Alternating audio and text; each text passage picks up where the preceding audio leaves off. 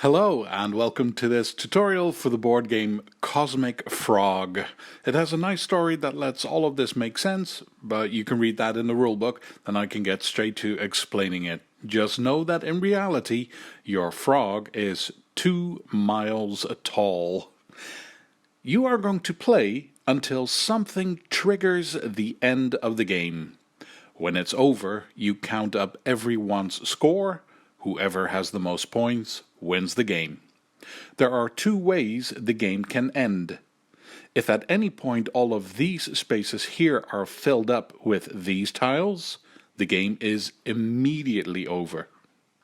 Or, if at any point there are no more land tiles on the board, then you finish taking turns and then the game is over.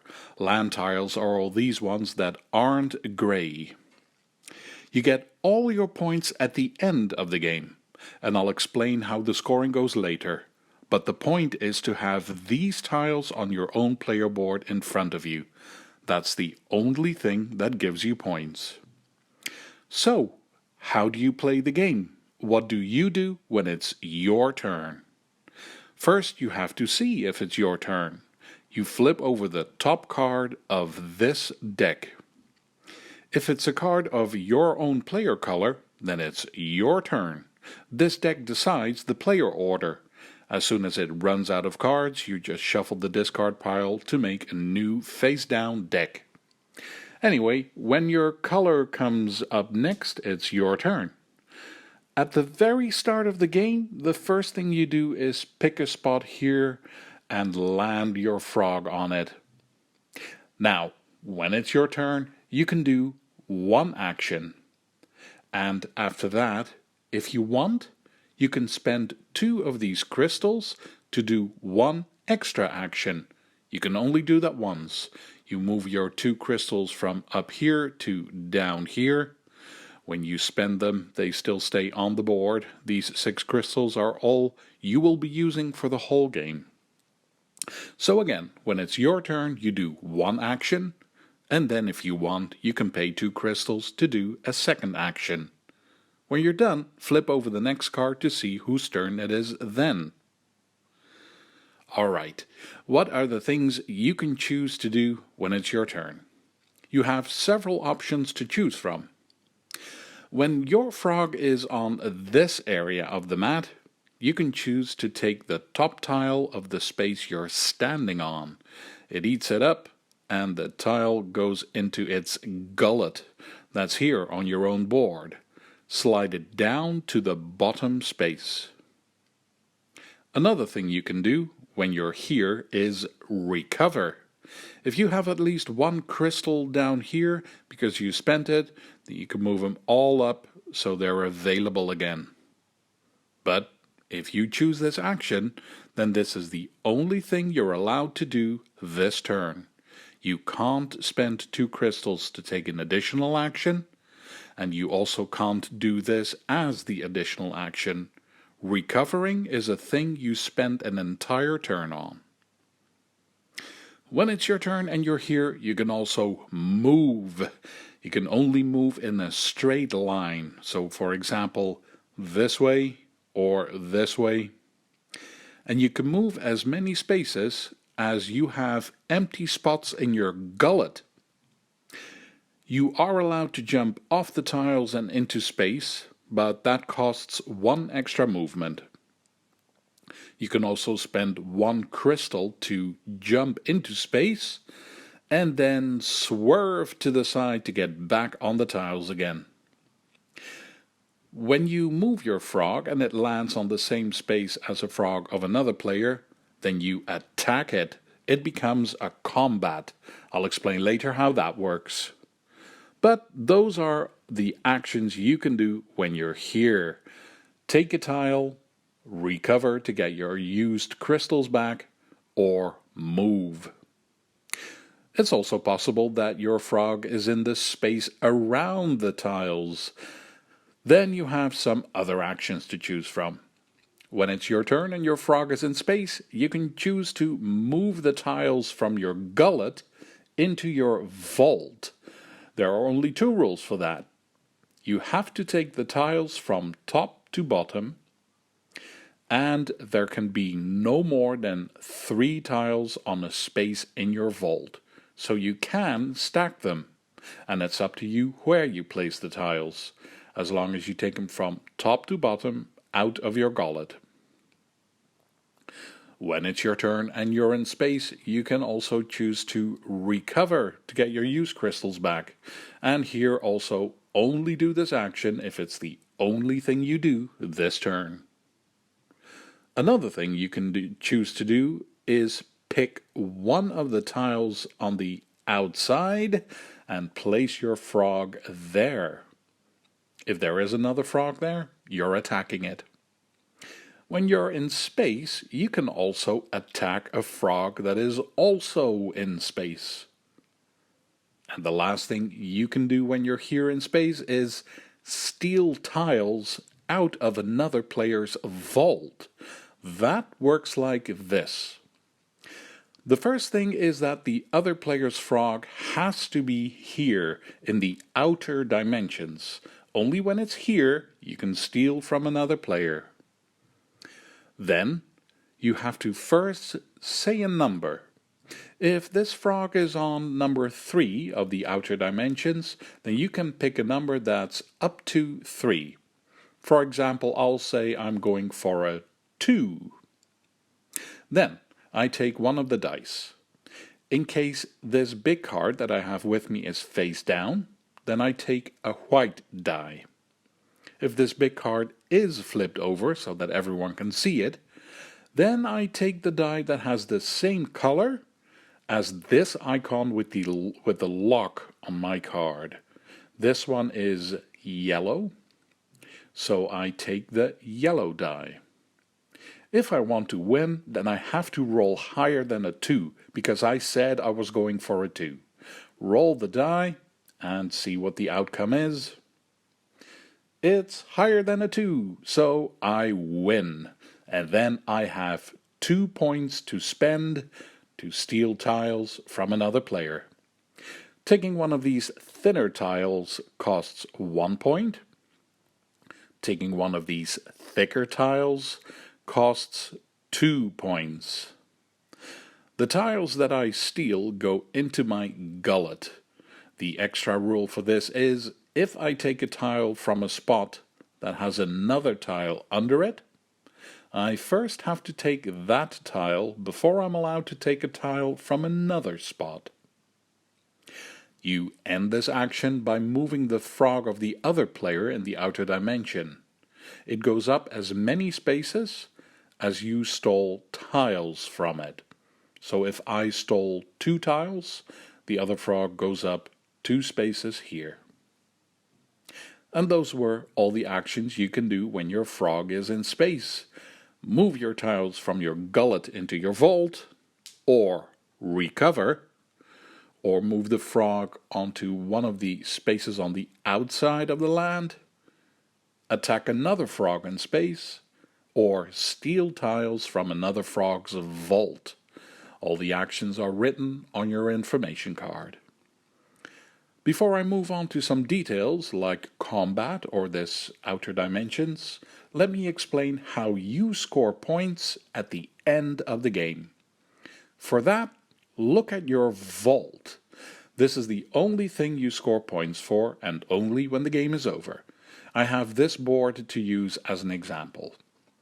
First, you score points for tiles of the same type that are next to each other. For example, I see these 2 light green tiles next to each other. These are the flatter tiles, so these are lowland tiles.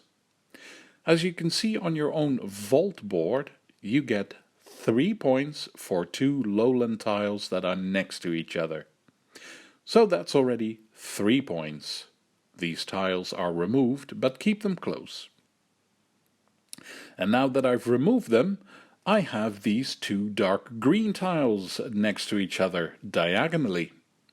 These 2 are thicker tiles, so they are highland.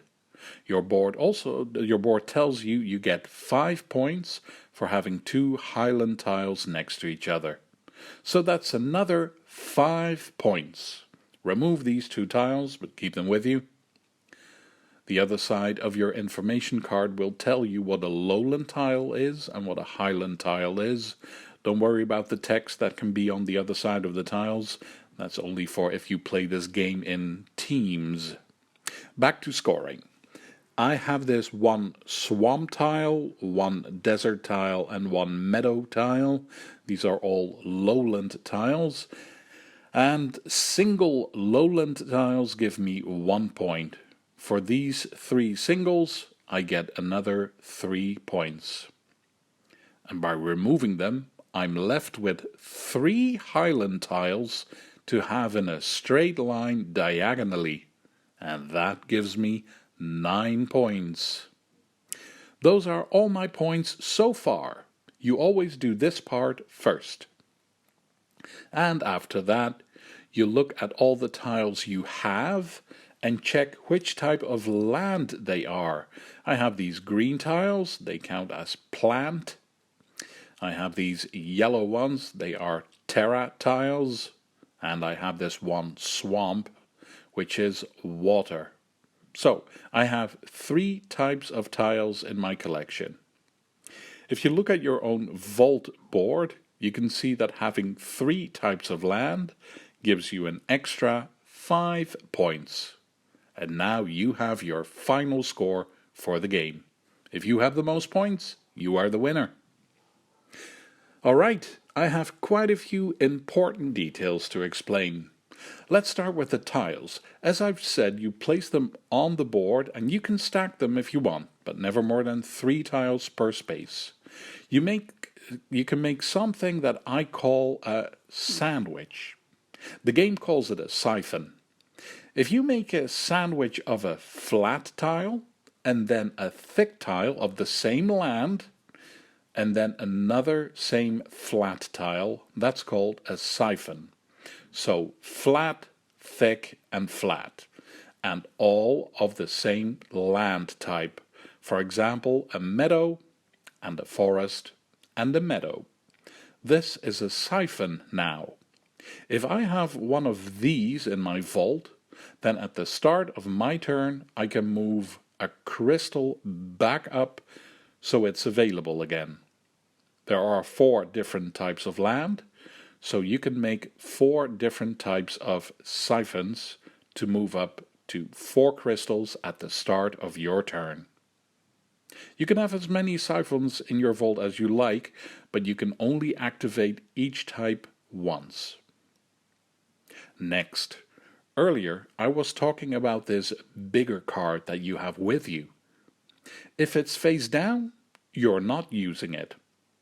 And anytime you need to use a die for something, you always go for a white die. But at any time during the game, you can choose to reveal this card. From that point, you can always use the special abilities that are written on this card. Some say you have to spend 1 or more crystals to do whatever it says. Just read the text, the cards speak for themselves. Also, as soon as you have revealed this card, you might get to use a better die than the white ones. You already know that you use the die that has the same color as this lock icon from when you're trying to steal tiles from another player. You use a die of the same color as this swirl for if you're fighting another frog in space. And you look at this icon for the frog hand to see which die you use if you're fighting a frog on land. So that's what these cards do. Moving on. You remember that you flip over cards from here to see whose turn it is next. It's possible that at some point you flip over this card that says Ether Flux. Then something happens with these ability cards. You either have to place it on the bottom of the deck and take a new one from the top, keep it face down with you and reveal it when you feel like it, or you can pay 1 crystal to keep the card that you have, or pay 2 crystals to take a new card from the deck. Then choose if you want to keep the new one or keep the old one. The one that you didn't choose goes back to the bottom of the deck.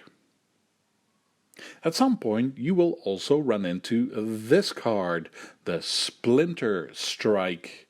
Then the land is going to be hit by some floating space debris. Flip over the top card of this other deck and follow the instructions. One space is going to be completely empty, and the spaces around it will have tiles removed. The card will tell you. If you ever remove gray tiles that show this on the back, then they go here. If this is ever full, the game ends immediately. Next, what is combat?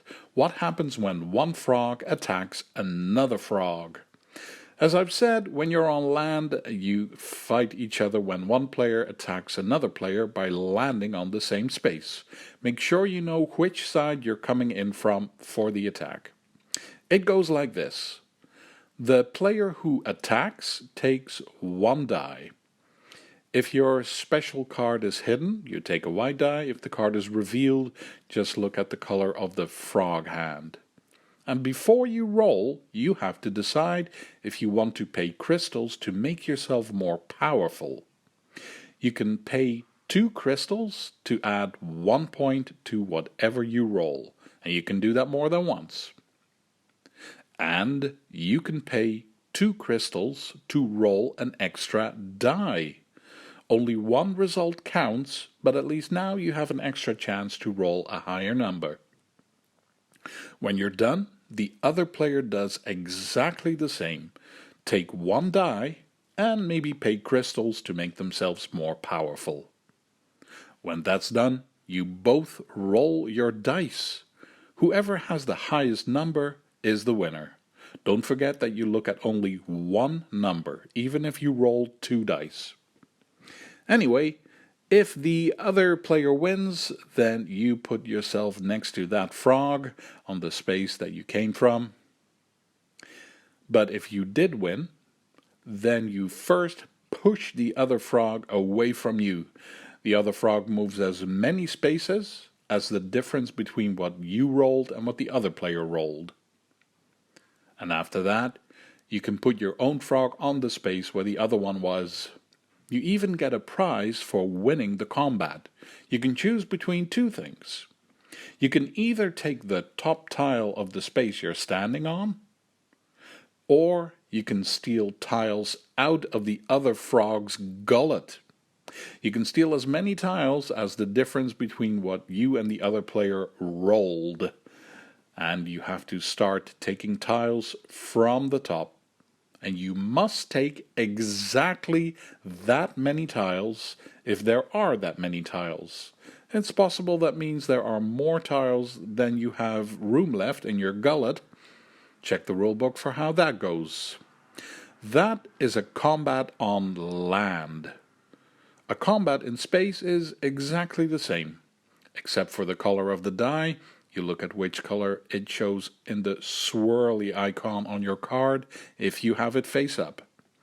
But the big difference here is that if you win the combat, the other player's frog is sent to the outer dimensions. You have to go as deep as the difference between what you rolled and what the other player rolled. When a frog is placed here, you have to do some things.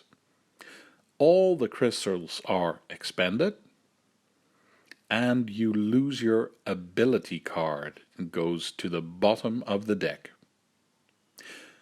The next detail I have to explain. What happens when you are in the outer dimensions?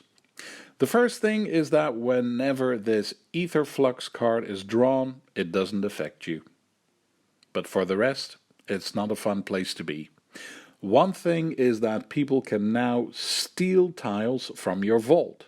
However, you do get to catch up when you get out.